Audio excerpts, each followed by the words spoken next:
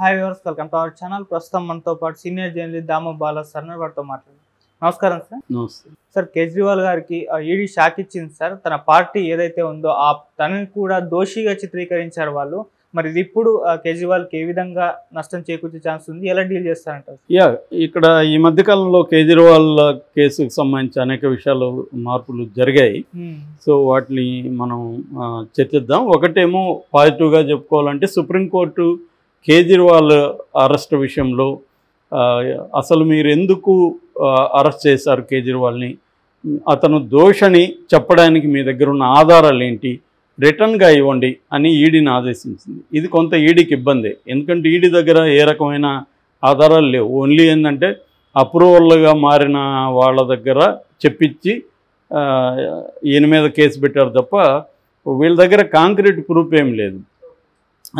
So వాళ్ళు ఏంటంటే పలానా హోటల్లో కలిశారు, ఆ హోటల్ బిల్లు ఇతను పే చేశాడు, ఆ ఆధారం మాకుంది, అవన్నీ కూడా ఇతను నేరం చేసింది. ఇప్పుడు హోటల్కి వెళ్తాము, నా బిల్లు ఎవడో పే చేస్తాడు, వాడికి ఏదో క్రైమ్తో సంబంధం ఉంటుంది, దానివల్ల నేను ఆ క్రైమ్లో ఉన్నట్టు ఎలా అవుతుంది అనేది తేలదు. సో ఇక్కడ కొద్దిగా ఈడీకి ఇబ్బంది దీన్ని ఎలా ఎదుర్కొంటుందని. ఈ లోపల కేజ్రీవాల్ కింది కోర్టులో బెయిల్కి కూడా అప్లై చేసుకోవచ్చు అని కూడా కోర్టు చెప్పింది.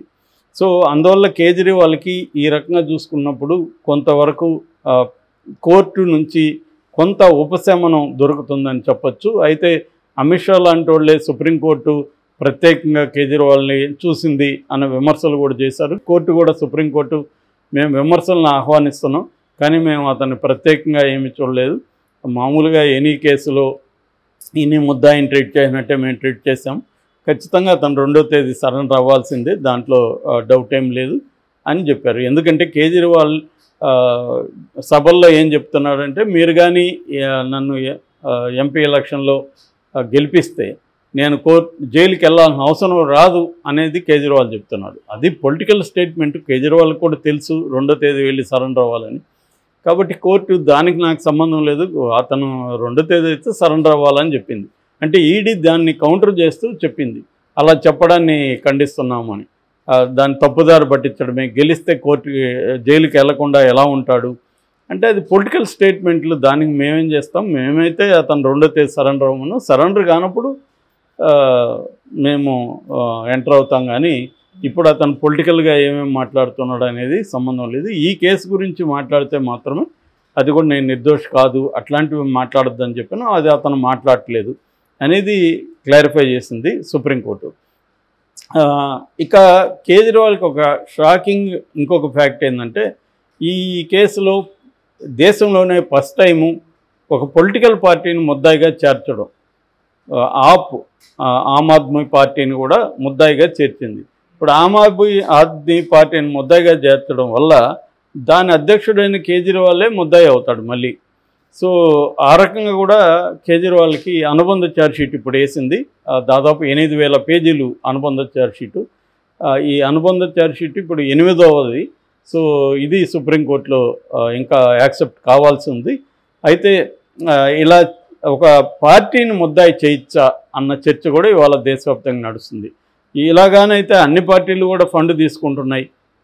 ఆ రకంగా తీసుకుంటే బీజేపీని 6,000 కోట్ల పైన బాండ్స్లోనే ఫండ్ తీసుకుంది. బాండ్స్ లేకుండా ఎంత ఫండ్ తీసుకుంది ఎవరికి తెలియదు, బాండ్స్ లేకపోతే వేరే రూపంలో ఫండ్ ఇస్తే ఎవరికి తెలియదు. ఇదేంటంటే బాండ్స్, ఎలక్ట్రల్ బాండ్స్ అనేది లీగల్గా కనిపిస్తుంది, ఎవరెవరు కొన్నారనేది లిస్ట్ కోర్టుకు వచ్చేసింది. కాబట్టి 2వది దాన్ని ఎలక్షన్ కమిషన్ వెబ్సైట్లో కూడా పెట్టాలన్నారు. కాబట్టి అది ఇప్పుడు పబ్లిక్ డొమైన్లకి ఆ బాండ్ లిస్ట్ వచ్చేసింది. కాబట్టి ఎవరెవరు ఇచ్చారో అంతా కూడా డీటెయిల్స్ వచ్చాయి. మరి ప్రతి పార్టీ, ఇప్పుడు ఫర్ ఎగ్జాంపుల్ సీఎం రమేష్ ఉన్నాడు, అతను తెలుగుదేశం మనిషి బట్ బీజేపీలో ఉన్నాడు, కాంగ్రెస్కి 30 కోట్లు ఇచ్చాడు అతను. మరి కాంగ్రెస్కి ఎందుకు ఇచ్చాడని ఆరా తీసినప్పుడు అక్కడ హిమాచల్ ప్రదేశ్లో కాంగ్రెస్ ప్రభుత్వం ఉంది, వీళ్ళ కంపెనీకి అక్కడ 1000 కోట్ల పైన కాంట్రాక్ట్ వచ్చింది, దానికోసం అతను పార్టీకి ఫండ్ ఇచ్చాడు. సో ఇప్పుడు దీన్ని ఏమనాలి, ఇది క్విట్ ప్రోకానా కాదా? వాళ్ళు ఒక ప్రాజెక్ట్ ఇతనికి ఇచ్చారు కాబట్టి, ఇతను ఫండ్ ఇచ్చాడు కాబట్టి ఇప్పుడు కాంగ్రెస్ ప్రభుత్వం అక్కడ ముద్దాయి కావాలి, కాంగ్రెస్ పార్టీ కూడా ముద్దాయి కావాలి, ఇతను కూడా ముద్దాయి కావాలి. అట్లాగే బీజేపీకి కూడా ఫర్ ఎగ్జాంపుల్ ఇదే కేసులో ఉండే శరత్ చంద్రారెడ్డి బీజేపీకి 55 కోట్ల ఫండ్ ఇచ్చాడు. మరి ఒక కేసులో ఈడీ సిబిఐ విచారణ జరుపుతున్న ఒక కేసులో ముద్దాయి దగ్గర మీరెందుకు 55 కోట్ల ఫండ్ తీసుకున్నారు అంటే బీజేపీ ఏం సమాధానం చెప్తుంది? సో బీజేపీ కూడా ఏదో క్విడ్ ప్రో అతన్ని కేసులు ఇరికించకుండా ఉండడం కోసమే అతని దగ్గర ఫండ్ తీసుకుందని ఎందుకు ఆర్గ్యూ చేయకూడదు? సో క్లియర్గా ఏంటంటే ఇట్లా పొలిటికల్ పార్టీల మీద కానీ మొదలైతే ఏ పార్టీ కూడా మిగలదు. ఎందుకంటే అన్ని పార్టీలు కూడా ఫండ్ తీసుకోకుండా, ముఖ్యంగా బిజినెస్ పీపుల్ దగ్గర, కంపెనీస్ దగ్గర ఫండ్ తీసుకోకుండా ఏ పార్టీ కూడా సర్వైవ్ కాదు. అన్ని పార్టీలు చివరికి జనసేనకి అధికారం లేదు, ఏం లేదు. దానికి కూడా మేఘా కృష్ణారెడ్డి వాళ్ళు 20 కోట్ల పైన ఫండ్ ఇచ్చారు. ఎందుకు ఇచ్చారు మరి జనసేనకి? అంటే ఏదో మేఘా కృష్ణారెడ్డికి పవన్ కళ్యాణ్ ఏదో ఫేవర్ చేసుంటేనే కదా ఇస్తారు, చేసుంటేనో చేస్తానని హామీ ఇస్తేనో కదా ఇస్తారు, లేకపోతే మేఘా కృష్ణారెడ్డికి జనసేన మీద ఏం ప్రేమ? సో క్లియర్గా ప్రతి పొలిటికల్ పార్టీకి ఫండ్స్ అనేవి కంపెనీలు ఇస్తాయి. ఎందుకంటే ఆ పొలిటికల్ పార్టీలకి 2 రకాల కారణాలతో ఇస్తాయి. ఒకటేమో అధికారంలో ఉన్న పొలిటికల్ పార్టీ తనకు ఫేవర్స్ చేయడానికి, తన కంపెనీస్కి కాంట్రాక్ట్స్ ఇవ్వడానికి ఇస్తాయి. ప్రతిపక్షం వాళ్ళకి కూడా ఇస్తాయి. ప్రతిపక్షం వాళ్ళకి ఎందుకు ఇస్తాయంటే మా కంపెనీ మీద మీరు ధర్నాలు, రాస్తారోకాలు, ఆందోళనలు, కోర్టులకు పోవడం ఇవి చేయొద్దండి అని చెప్పడానికి ప్రతిపక్ష పార్టీలకు కూడా ఈ ఫండ్స్ ఇస్తాయి. అందుకని ప్రతిపక్ష పార్టీలు ఉత్తుత్తి పోరాటాలు కొన్ని కంపెనీల మీద చేసి సైలెంట్ అయిపోతుంటారు. ఎందుకు సైలెంట్ అయిపోయారంటే ఈ ఉత్తుత్తి పోరాటాల వల్లనే వాళ్ళకి డబ్బులు వెళ్తుంటాయి. నేను తిరుపతిలో పనిచేసేటప్పుడు పౌర హక్కుల సంఘంలో చూశాను. కమ్యూనిస్ట్ పార్టీలు కూడా ఇదే పని చేస్తాయి. ఏదైనా చేయాలంటే ఒక ఆ టౌన్కి బంధుకు పిలిపిస్తాయన్నమాట. బంధుకు పిలిపించి గందరగోళం చేస్తాయి. చేయగానే 2 రోజుల తర్వాత సైలెంట్ అయిపోతారు. అసలు ఫాలో అప్ కానీ ఏముండదు. ఎందుకురా వీళ్ళు సైలెంట్ అయిపోయారంటే ఏ కంపెనీ గురించి చేశారో ఆ కంపెనీ వాళ్ళకి ఫండ్ ఇచ్చేసింది. సో సైలెంట్ అయిపోతాడు. ఇది కామన్ అనమాట. ప్రతి పొలిటికల్ పార్టీ, కమ్యూనిస్ట్ పార్టీలతో సహా ప్రతి పొలిటికల్ పార్టీ కూడా ఫండ్ తీసుకోవడం అనేది కామన్. ఇంక్లూడింగ్ మావోయిస్టులు కూడా పెద్ద పెద్ద కంపెనీల దగ్గర నుంచి ఫండ్స్ తీసుకుంటారు. వాళ్ళు దండకారణ్యంలో ఉన్నారు కాబట్టి దండకారణ్యంలో అతిపెద్ద ఫ్యాక్టరీస్, కంపెనీస్ ఉంటాయి. తాపర్ గ్రూప్ ఆఫ్ ఇది పేపర్ ఇండస్ట్రీస్, ఇట్లా చాలా ఉంటాయి అక్కడ, వేదాంత, ఇవన్నీ వాళ్ళ దగ్గర వాళ్ళు ఖచ్చితంగా ఫండ్ తీసుకుంటారు, ఆ కాంట్రాక్టుల దగ్గర తీసుకుంటారు, అవన్నీ జరుగుతూ ఉంటాయి. కాబట్టి ఏ పొలిటికల్ పార్టీ కూడా ఫండ్స్ తీసుకోని పొలిటికల్ పార్టీ ఏది ఉండదు. పొలిటికల్ పార్టీని నువ్వు క్రిమినలైజ్ చేయడం మొదలు పెడితే ఏది మిగలదు. సో మరి ఆప్ని ఇప్పుడు చేశారు, దీని మీద సుప్రీంకోర్టు ఏం చెప్తున్నా చూడాలి.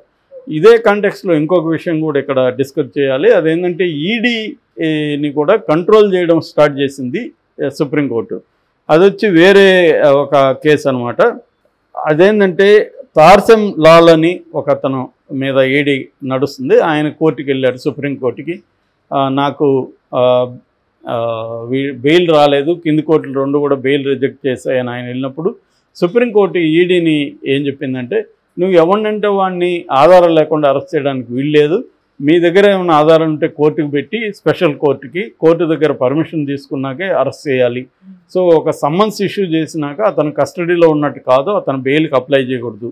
ఎందుకంటే బెయిల్కి అప్లై చేస్తే దీంట్లో సెక్షన్ 45 ప్రకారం పిఎంఎల్ఏ చట్టంలో బెయిల్ అనేది ట్విన్ కండిషన్స్ మీట్ అవ్వాలి. ట్విన్ కండిషన్స్ ఏవి? అతను నిర్దోషాన్ని నిరూపించుకోవాలి, తర్వాత బెయిల్ ఇచ్చినాక బయటకు వెళ్ళినాక కూడా ఏ రకమైన నేరం చేయనని కూడా కోర్టుని నమ్మించాలి. ఈ 2 కండిషన్లు అనేవి సాధ్యం కావు. నిర్దోషాన్ని ఎట్లా నమ్మించాలి అతను కోర్టుని? నా మీద ఇప్పుడు నీ మీద నా మీద ఒక నేరం మోపారు, నేను నిర్దోషాన్ని ఎలా నమ్మించాలి కోర్టుని? సో అందువల్ల బెయిల్ రావట్లేదు ఎవరికి. సో ఇది డ్రకోనియన్ లా అని చెప్తున్నారు. సో అందుకని వాళ్ళు ఆ కేసు కింద బెయిల్ అవసరం లేదు. సిఆర్పిసి 88 కింద బెయిల్ బాండ్స్ సమర్పిస్తే చాలు కోర్టుకి. అట్లాగే ఒకవేళ సమ్మన్స్ పిలిచినప్పుడు రాకపోతే ఫస్ట్ స్పెషల్ కోర్టు బెయిలబుల్ వారెంట్ని ఇష్యూ చేయాలి, దాని తర్వాతే నాన్ బెయిలబుల్ ఇష్యూ చేయాలి. ప్రాసెస్ ఫాలో కావాలి. సో లిబర్టీ అనేది, పర్సనల్ లిబర్టీ అనేది అత్యంత విలువైనది మన రాజ్యాంగం ప్రకారం అని ఒక రకంగా ఈడీని కొంత రెస్ట్రిక్ట్ చేసిందని కూడా మనం చెప్పుకోవచ్చు. సో ఇది బేసిక్గా. ఇవన్నీ కూడా కవితకు కూడా హెల్ప్ అయ్యే అవకాశాలు ఉన్నాయి. రేపు కవిత కూడా బెయిల్కి ఆల్రెడీ ట్రై చేస్తుంది. సో కవితకి ఏమన్నా వీటి వల్ల హెల్ప్ అయ్యి త్వరగా బయటకు వస్తుందేమో అనేది కూడా మనం చూడాలి.